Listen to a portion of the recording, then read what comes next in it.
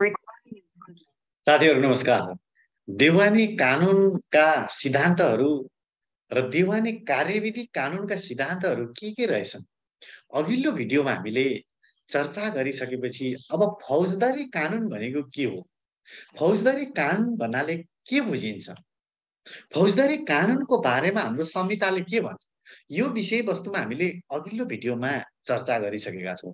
यो भिडियोमा हामी फौजदारी न्यायका सिद्धान्तहरू के रहेछन्, फौजदारी न्याय भनेको के हो भन्ने हामीले चर्चा गरिसके पछाडि फौजदारी न्यायका सिद्धान्तहरू के रहेछन् त? फौजदारी न्यायका सिद्धान्तहरू के समावेश गरेको रहेछ वर्तमान कानुनले? यो विषयमा हामी चर्चा गर्न गइरहेका छौँ। यो तपाईहरुको लागि परीक्षाको लागि अत्यन्तै उपयोगी सिद्ध हुन सक्छ। परीक्षामा धेरै पटक सोधिएको प्रश्न पनि हो, फौजदारी न्यायका सिद्धान्तहरू के हुन् उल्लेख गर्नुस् भनेर सोधिन्छ परीक्षामा। अब फौजदारी न्यायका सिद्धान्तहरू के हुन् त? फौजदारी कानुनको कार्यान्वयन गर्दाखेरि त्यसमा अपनाउनु पर्ने सिद्धान्तहरूलाई हामीले फौजदारी कानुनका सिद्धान्तहरू भन्छौँ। फौजदारी कानुनका सिद्धान्तहरू अथवा फौजदारी न्यायका सिद्धान्तहरू मुख्यतया हाम्रो वर्तमान संविधानको धारा 20 मा व्यवस्था गरिएका कुराहरू, धारा 20 मा उपधारा 1 देखि 10 सम्म विभिन्न कुराहरू उल्लेख गरिएको छ। त्यसमध्ये त्यहाँबाट केही सिद्धान्तहरू निकाल्न सकिन्छ साथीहरू। त्यही सिद्धान्तको आधारमा हाम्रो संहितामा पनि फौजदारी न्यायका सिद्धान्तहरूको बारेमा बोलिएको छ। अब के रहेछ त? वर्तमान संविधानको धारा 20 मा व्यवस्था गरिएका फौजदारी न्यायका सिद्धान्तहरूसँग रिलेटेड भएर यी सिद्धान्तहरू निर्माण गरिएको छ। यी सिद्धान्तहरू के रहेछन् आज यस विषयमा हामी चर्चा गर्नेछौँ। अब फौजदारी न्यायका सिद्धान्तहरूमा मुख्यतया कानुन बमोजिमको काम कसुर नहुने, कानुनले गर्नु भनेको काम कसुर हुँदैन, कानुनले नगर्नु भनेको काम कसुर हुन्छ। यो काम गर्नु हुँदैन है भनेर कानुनमा लेखिएको छ भने कसुर हुन्छ त्यो। यो काम गर्नु हुन्छ है भनेर लेखिएको छ भने त्यो कसुर नहुने अथवा कानुन बमोजिमको काम कसुर नहुने भनेर फौजदारी न्यायको प्रमुख सिद्धान्त हुन आउँछ। यो जुन दफा 6 मा व्यवस्था गरिएको रहेछ, कानुन बमोजिम बाहेक सजाय नहुने, कानुनमा जे सजाय हुन्छ भनेर उद्धृत गरिएको छ अथवा व्यवस्था गरिएको छ, लेजिस्लेसन अथवा विधायकी मनसायले व्यवस्था गरिएका अथवा विधायिकाले निर्माण गरेको कानुनमा कानुन बमोजिम बाहेक अरू सजाय हुनेवाला छैन। विधायिकाले यस्तो कानुनको उल्लङ्घन गरेमा यति सजाय हुन्छ भनेर जे व्यवस्था गरिदिएको छ त्यो बमोजिम विधायकी इन्टेन्सन, लेजिस्लेसनको इन्टेन्सन बमोजिम मात्रै सजाय हुने व्यवस्था हुने रहेछ साथीहरू। त्यसरी हामीले बुझ्नुपर्ने हुन्छ। त्यसरी नै दफा 8 ले के भन्छ भने तथ्यको भ्रममा परि गरेको काम कसुर नहुने भनेर दफा 8 ले व्यवस्था छ। तथ्यको भ्रममा परेर यो तथ्य यस्तो थियो यस्तो होला भनेर असल नियतले गरेको काम चाहिँ कसुर हुँदैन है। तथ्यकै भ्रममा परेर गरेको काम चाहिँ कसुर हुन सक्दैन। मास्टर अफ फ्याक्टकै भ्रममा कन्फ्युजमा रहेर गरिएको काम कानुन बमोजिम कसुर हुँदैन भन्न खोजेको यसले। त्यसरी नै दफा 9 ले के भन्छ भने एउटै कसुरमा दोहोरो सजाय हुँदैन। अघि हामीले प्राङ्ग न्यायको सिद्धान्त भनेर पनि पढ्यौं। एउटै कसुरमा दोहोरो सजाय गर्न पाइँदैन।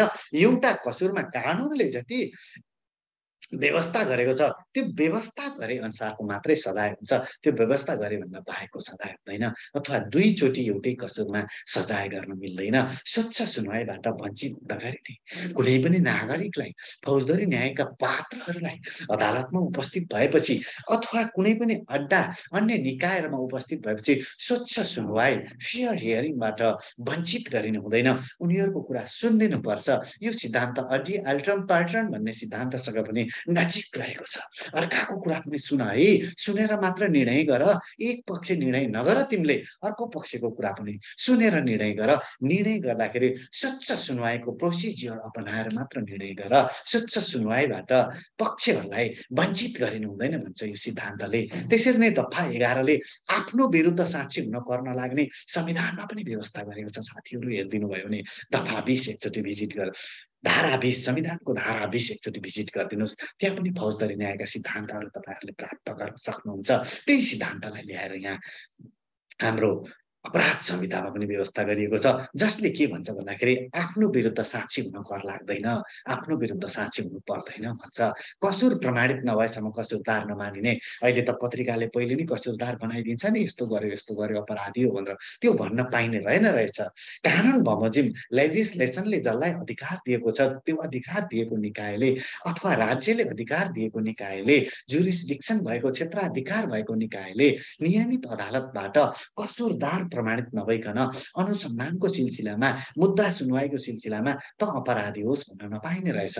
अदालतले कसुरदार ठहर गरिसकेपछि मात्रै भन्न पाइने रहेछ। भनेपछि त्यो कानुनको पनि गलत व्याख्या भइरहेको रहेछ, गलत प्रयोग भइरहेको रहेछ। हामीले यसरी पनि बुझ्नुपर्ने हुन्छ। कसुर प्रमाणित नभएसम्म कसुरदार मान्न मिल्दैन भन्छ कानुनले दफा 12मा। त्यसरी नै दफा 13मा यहाँहरूले भिजिट गरिदिनु भयो, हेरिदिनु भयो। मुलुकी अपराध संहिताको दफा 13मा हेरिदिनु भयो भने बालबालिकाले गरेको काम कसुर नहुने भनेर त्यहाँ लेखिएको पाइन्छ। यो भनेको के हो? 10 वर्षभन्दा मुनिको बालबालिकाले गरेको काम कसुर हुँदैन, उसले चाहे जत्रो कसुर गरोस्, त्यसलाई कसुर मान्न मिल्दैन कानुन बमोजिम। त्यसपछि वर्गीकरण अनुसार उसले गरेको छ, कति सजाय हुन्छ भनेर काटाकुरी गरेको छ। 18 वर्षसम्म लगेको छ, 10 देखि 12, 12 देखि 14, 14 देखि 16 गर्दै 18 सम्म ल्याइएको छ। यसरी वर्गीकरण गरेर कानुनले गरेको छ। किनभने उसमा मिन्सिरिया हुँदैन, उसले सोच्न सक्दैन, उसले प्रिजम्सन, त्यसको रिजल्ट पहिले नै प्रिजम्सन गर्न सक्दैन, अनुमान गर्न सक्दैन। मैले यो अपराध गरेँ भने यसको परिणाम यो हुन सक्छ भनेर उसले दिमाग लगाउन सक्दैन, उसलाई थाहा हुँदैन। त्यसले गर्दा उसलाई हामीले सजाय गरेको छैन। हाम्रो वर्तमान कानुनले 10 वर्षभन्दा मुनिकोलाई यसरी तपाईँहरूले यो सिद्धान्तमा बालबालिकाले गरेको काम कसुर नहुने भनेर बुझिदिन सक्नुहुन्छ। त्यसरी नै होस ठेगानमा नरहेको व्यक्तिले गरेको काम कसुर नहुने, होस ठेगानमा नरहेको व्यक्तिले गरेको काम पनि कसुर हुँदैन। टक्सिकेसनमा छ, पागल छ, त्यस्तै खालको व्यक्ति छ भने उसलाई त्यसको परिणाम, अपराध गरेको वारदात घटाएको परिणाम थाहा हुँदैन। त्यसले गर्दा उसले गरेको काम पनि कसुर मान्न मिल्दैन, उसलाई सजाय गर्न मिल्दैन त्यो आधारमा भनेर कानुनले भनेको छ। कानुनको सिद्धान्त छ यो। हामीले फौजदारी न्यायको सामान्य सिद्धान्तहरूमा यसलाई उद्धृत गरेर बुझ्नुपर्ने हुन्छ साथीहरू। त्यसरी नै मन्जुरी लिई गरेको काम कसुर नहुने भन्छ कानुनले। तर मन्जुरी लिएर कुन कुन काम गर्न हुँदैन? मानिस मार्न, अङ्गभङ्ग पार्न, करणी गर्न, चोरी गर्न लगायतका कामहरू मन्जुरी लिएर पनि गर्न हुँदैन है भनेर फेरि कानुनले व्यवस्था गरिएको छ। मन्जुरी लिएर त्यस्ता कामहरू गर्न पाइँदैन भन्छ। भलाइका लागि मन्जुरी लिई गरेको काम कसुर हुँदैन। कसैको भलाइको लागि मन्जुरी लिएर गरेको काम कानुनले कसुर हुन्छ भनेर भनेको छैन अथवा मानेको छैन दफा 16ले। त्यसरी नै दफा 17ले भलाइका लागि संरक्षकको मन्जुरी लिई गरेको काम कसुर नहुने भन्छ। संरक्षक आफूले राखेको त्यो संरक्षकको मन्जुरी लिएर उसकै भलाइका लागि गरेको काम कसुर हुँदैन है, फौजदारी कसुर हुँदैन भनेर भनिएको छ। भलाइका लागि मन्जुरी नलिई गरेको काम पनि कसुर हुँदैन, किनभने उसकै भलाइका लागि गरिएको छ सोचेर भने त्यो काम पनि कानुन फौजदारी न्यायको सिद्धान्त बमोजिम चाहिँ त्यो कसुर हुँदैन भनेर स्पष्ट व्यवस्था गरिएको छ। त्यसरी नै दफा 19ले मन्जुरी लिएर गरेको भए पनि कसुर मानिने, गलत काम गरेको भए, वर्तमान कानुनको उल्लङ्घन हुने काम गरेको भए मन्जुरी लिएरै गरे पनि तिमीले गरेको काम कसुर हुन्छ है भनेर कानुनले यहाँ बाँधी दिएको छ। फेरि मानिसले मन परि गर्ला, जे पाए त्यही गर्ला, यसरी कानुनले बाँधिदिएको छ। त्यसरी नै दफा 20ले मन्जुरीको व्यवस्था गरेको छ। अब मन्जुरी भनेको चाहिँ तथ्यको भ्रममा परेर अन्य कुराहरू गरेर अस्वस्थताको कारणले इन्फान्सिटी, इन्सान्टी, इन्टक्सिकेसनमा दिएको मन्जुरी चाहिँ मन्जुरी हुँदैन है भनेर कानुनले त्यहाँ व्यवस्था गरिएको पनि पाइन्छ साथीहरू। असल नियतले, यो नीतले भएछ, असल नियतले दिएको जानकारीबाट क्षति पुगेमा कसुर नहुने। असल नियतले दिएको जानकारीबाट कसैलाई क्षति पुग्यो भने त्यो चाहिँ कानुन, त्यो वारदात हुँदैन अथवा कसुर हुँदैन है, अपराध हुँदैन है भन्न खोजेको। डर त्रासमा परि गरेको काम कसुर नहुने। कसैले डर त्रासमा पारेर कुनै काम गर्न लगायो भने त्यसको परिणाम अथवा त्यसको कसुर हुँदैन। जसले डर त्रासमा परेर त्यो काम गर्नुपर्ने थियो, जहाँ उसकै ज्यानको जोखिम थियो, नत्र उसको ज्यानमा चाहिँ केही हुन सक्थ्यो भन्ने कुराको परिणाम प्रिजम्सन गर्न सक्ने अवस्था देखिन सकेमा चाहिँ त्यो चाहिँ कसुर हुँदैन भनेर यसको सिद्धान्त आएको छ। अन्य हानि नोक्सानीबाट बचाउन असल नियतले गरेको काम कसुर नहुने। हानि नोक्सानीबाट बचाउनको लागि सफा नियतले अथवा असल नियतले गरेको काम पनि कसुर नहुने। यसरी नै निजी रक्षाको लागि गरेको काम कसुर नमानिने। आफ्नै रक्षा हुँदैन चाहिँ भने त्यो निजी रक्षाको लागि गरेको काम कसुर नमानिने भनेर कानुनले व्यवस्था गरेको छ। निजी रक्षाको अधिकारमा बन्देज भनेर अर्को व्यवस्था गरेको छ। कस्तो कस्तो कसैको जीव ज्यानै जान सक्ने भयो, सम्पत्तिमा क्षति पुग्न सक्ने भयो। त्यस्तो कुरा भयो। राष्ट्र सेवकले कर्तव्य पालनाको सिलसिलामा गरेको काम यस्तो चाहिँ निजी रक्षाको लागि अधिकारमा बन्देज हुँदैन। यी कुराहरू बाहेक अन्य कुराहरूमा निजी रक्षाको अधिकारमा बन्देज हुन्छ है भनेर कानुनले गरेको छ। ज्यान लिने अधिकार कसैलाई पनि हुँदैन भनेर अर्को सिद्धान्तले व्यवस्था गरेको छ। ज्यान लिने अधिकार नहुने भनेर व्यवस्था गरिएको छ। त्यसरी नै अब डाकाको कसुर, करणीको कसुर लगायतका कसुरहरूमा त्यो तत्काल जान सक्ने भयो, भाग्न सक्ने भयो, आफू सुरक्षित हुने भइएन भने फेरि कानुनले ठाउँ राखिदिएको छ। अनि त्यस्तै खालको सजायमा कर्तव्य पालनाको सिलसिलामा काम गर्नुपर्ने भयो भने त्यो पनि ठाउँ राखिदिएको छ। कानुनले त्यसरी ठाउँ राखिदिएको छ साथीहरू। मामुली हानि नोक्सानी भएकोमा कसुर नहुने, सानोतिनो हानि नोक्सानी भएकोमा कसुर नमानिने, सानोतिनो हानि नोक्सानीलाई कसुर नमान्ने भनेर फौजदारी कानुनको न्यायको सिद्धान्त यस्तो छ। बालबालिकाबाट गराएको कसुरमा उमेर पुगेकोलाई सजाय हुने, किनभने मैले निवेदन गरिसके अघि पनि बालबालिकालाई त्यसको परिणाम थाहा नहुनाले, त्यसको चाहिँ रिजल्ट थाहा नहुनाले, प्रिजम्पसन गर्न नसक्नाले, त्यसको कन्सिक्वेन्सेस थाहा नहुनाले बालबालिकाले गरेको अथवा कोहीद्वारा गराइएको छ भने त्यो गराउने व्यक्तिलाई सजाय गर्नुपर्छ है, उसले गरेको कसुर मान्नुपर्छ भन्छ। निरपेक्ष दायित्व अथवा स्ट्रिक्ट लायबिलिटी हुने कसुरमा आपराधिक दायित्व मनसाय परीक्षण नहुने। यो आपराधिक मनसाय भनेको कुनै पनि कसुर गर्दाको लागि के अपराध गर्ने इन्टेन्सन लिएर उसले के इन्टेन्सन राखेर त्यो वारदात घटायो अथवा कसुर घटायो भन्ने कुरा हो। त्यसको परीक्षण गरेर त्यसको आधारमा चाहिँ फौजदारी न्यायको सिद्धान्त बमोजिम त्यसलाई पेनल्टी अथवा स्याङ्सन दिने व्यवस्था छ अथवा दण्ड दिने व्यवस्था छ। त्यसमा चाहिँ स्ट्रिक्ट लायबिलिटी भएको मुद्दाहरूमा हेरिँदैन। कसैले विष हालिदियो पानीको मुहानमा भने त्यो पानीको मुहानमा विष हालेकोमा त्यसमा चाहिँ हामीले त्यसको विष हाल्ने मनसाय थियो कि थिएन भनेर हेरिँदैन। खाद्यान्नमा विष हालिदिएर काहीँ घटना घट्यो भने त्यसको विष हाल्ने मनसाय थियो कि थिएन भनेर मनसाय चेक गरिरहनु परेन। त्यो घटना घटिसकेपछि त्यसलाई सजाय गर्नुपर्ने भयो भन्न खोजेको कानुनले। यसरी कानुनको विकास भएको, फौजदारी कानुनको सिद्धान्तको विकास भएको पाइन्छ।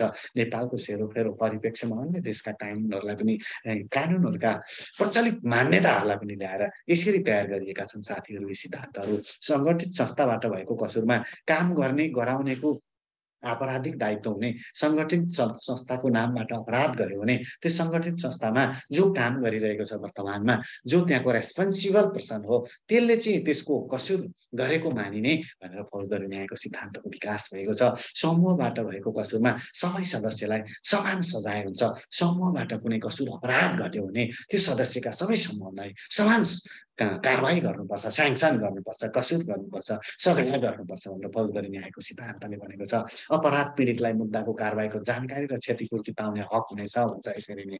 अब जो अपराध पीडित भएका छन्, अपराधबाट पीडित भएका छन्, उसले पनि फौजदारी मुद्दामा मुद्दाको कारवाही, मेरो मुद्दाको कारवाही के भइरहेको छ र मैले कति क्षतिपूर्ति पाउँछु भन्ने जानकारीको हक हुनेछ। क्षतिपूर्ति पाउने हक भयो र मुद्दाको प्रोसिजरको कारवाही कहाँ पुग्यो भन्ने पाउने, त्यसको सूचना पाउने त्यस हक भयो।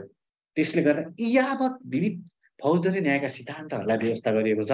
तपाईँहरूले वर्तमान संविधानको धारा 20 भिजिट गरिदिनुहोस्। त्यसरी नै यो अपराध संहिताको परिच्छेद 2 मा भिजिट गरिदिनु भयो भने तपाईँहरूले फौजदारी न्यायका सिद्धान्तहरू हेर्न सक्नुहुन्छ साथीहरू। दफा 6 देखि दफा 32 सम्म विभिन्न सिद्धान्तहरूको व्यवस्था गरिएको छ। यी फौजदारी न्यायका सिद्धान्तहरूबाट तपाईँहरूलाई परीक्षामा, लोकसेवाको विभिन्न तहको परीक्षामा प्रश्न सोध्न सकिन्छ। त्यसरी नै यो महत्त्वपूर्ण पनि छ।